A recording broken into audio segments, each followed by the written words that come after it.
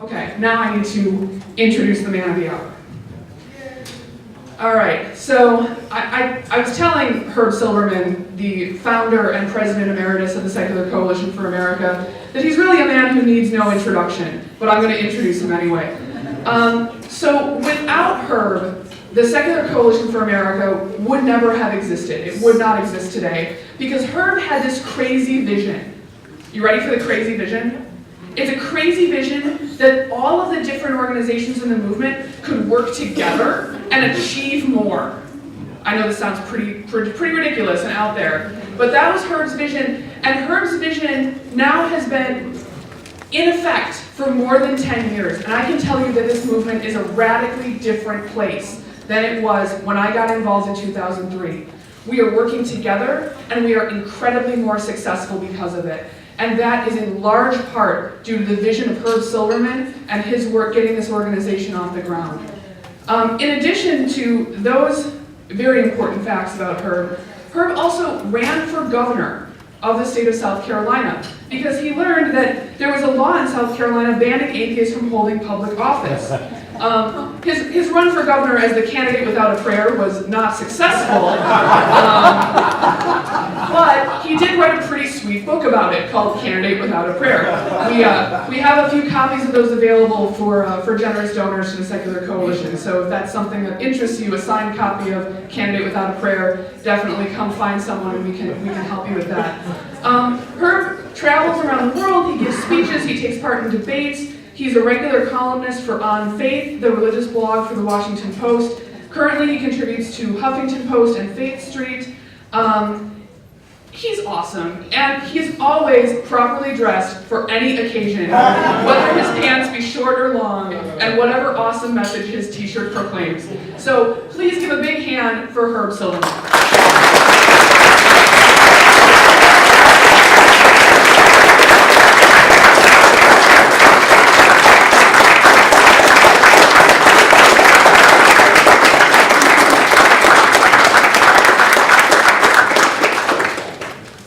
Thanks a lot for that wonderful introduction, Amanda. You know, when she mentioned short or long pants, I wear long pants once a year, and yesterday was that one day.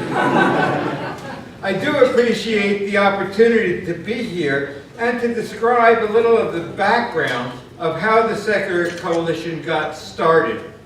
In the early 1990s, when Amanda would have been a camper at Camp Quest, had there been a Camp Quest, I joined a number of organizations because each was working on causes I supported. But these organizations saw themselves competing for funds from what they saw as a fixed pie of donors. I knew we needed to grow the pie to benefit all of these organizations and our movement as a whole. The organizations were spending too much time arguing about labels: atheist, agnostic, humanist, freethinker, etc., and too little time showing our strength in numbers and cooperating on issues that affect all secular Americans. Here's an interesting distinction between Christians and secularists. Christians have the same unifying word, but fight over theology. Secularists have the same unified theology, but fight over words.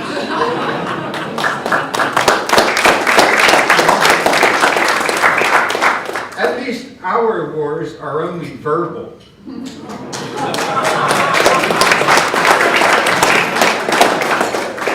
It might surprise you to know that I give a lot of credit to the Christian Coalition.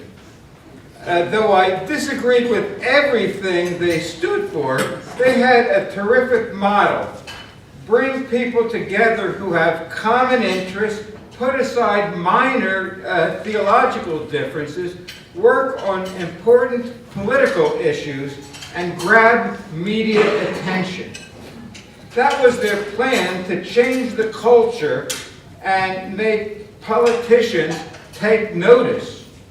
Their strategy of demonizing atheists while moving this country closer to a theocracy worked all too well, especially in states like mine, South Carolina. I'm willing to learn from anyone who has something to teach us.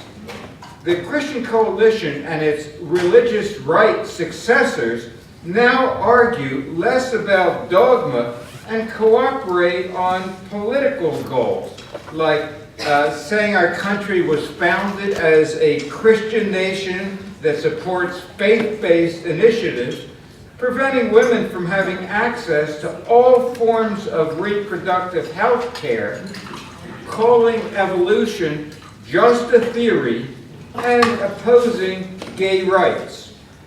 But speaking of gay rights, the religious right has essentially lost that battle.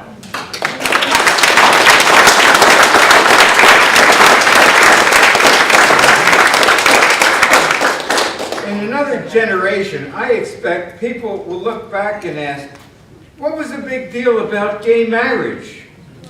The most obvious and effective lesson we can learn from the LGBT movement is, as has already been mentioned, to come out of the closet and be openly secular. Yes.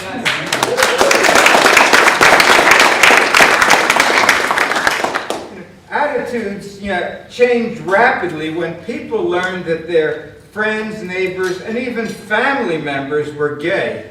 The LGBT movement deserves enormous credit for framing and publicizing their issues, forming a big tent that allows for cooperation between activists and laid-back gays, and getting politicians to take notice. And so it should be with us.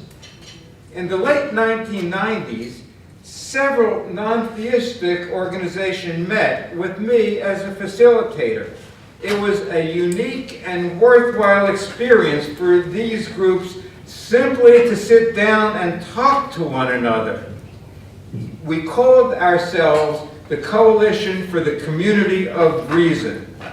The organizations agreed on cultural and political goals, but often couldn't reach consensus on how best to cooperate to achieve our shared aims. Some favored informal alliances, while others of us pushed for a more structured and activist model. So on November 2nd, 2002, the Godless Americans March in Washington took place. It was the first such public gathering of its kind, organized by the American Atheists. The next morning, I met for breakfast at 7 a.m. with leaders of 3 former Coalition for the Community of Reason organizations: Atheist Alliance, the Institute for Humanist Studies, and Internet Infidels, to talk about forming a new coalition, which we named the Secular Coalition for America. Shortly thereafter, the Secular Student Alliance joined. We wanted to break down walls and build bridges among atheist and humanist groups. We started with all volunteers and no budget, but we had a vision and a plan. We intended to increase the visibility of and respect for non-theistic viewpoints and to protect and strengthen the secular character of our government. Formerly rival non-theistic organizations pledged, actually, I take that back. We don't much like pledges since under God was inserted. We agreed to cooperate on the 95% we have in common rather than argue about the 5% that sets us apart. Many of you here today showed us how to succeed far beyond our initial vision. The Secular Coalition has grown to 16 national member organizations, with more on the way soon, and a dedicated staff of 6. Not quite what the religious right has, but a respectable start. We've had a few bumps along the road and some growing pains as we've expanded, but the trend has been and continues to be upward for the Secular Coalition and for our movement. Since each member organization has strict limits on lobbying, the Secular Coalition incorporated as a political advocacy group to allow unlimited lobbying on behalf of secular Americans. As you heard, it now has 50 state Secular Coalition, and we hope, if you're not already, that you will become involved in your states. Again, that's what we learned from the Christian Coalition, not to be a top-down, but a bottom-up organization where you work within your local communities. I served as the first president of the Secular Coalition for 10 years, followed by Dave Neosi and our current president, Amanda Metzges here. The Secular Coalition has become a lot more professional. For instance, in numbering board agendas items, I used to go from number 12 to number 14. They don't do that anymore. In fact, I think they specially had me speak here on Friday the 13th. And incidentally, my book, in numbering chapters, I went from 12 to 14 with an asterisk that some books use either Arabic, Roman, or elevator floor numbers. Right. And I chose the elevator floor method. Now, discrimination still exists against blacks, women, gays, and Jews, but neither as overtly nor permissibly as it once was. Politicians pay attention to these groups because they have well-organized advocacy groups and their constituents. Now it is our turn to gain that respect. For too long, our non-theistic community has been considered politically inconsequential. We may be the last minority against whom intolerance and discrimination are not only permitted, but also sometimes promoted by political leaders at every level. Secular Americans are the fastest growing demographic, now over 20%, more than Jews, Muslims, Mormons, Buddhists, and Hindus combined. The percentage is even higher among younger people. So I expect we will have a bright future no matter what those of us here do.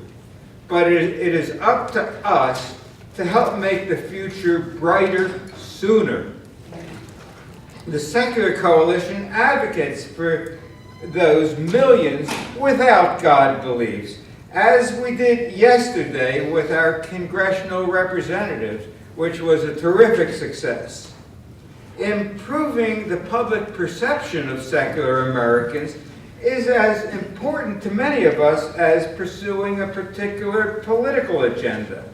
Politicians in both parties say we have freedom of religion, but not freedom from religion. What can that possibly mean? That we are allowed to worship the God of our choice, but that we can't be good without any gods? Politicians might think that they are being tolerant when they express support for all faiths. Instead, we expect to hear them publicly to express support for all faiths and none, to promote freedom of conscience for all people. Atheists and humanists are not asking for special rights, but we do expect and demand equal rights. Yes.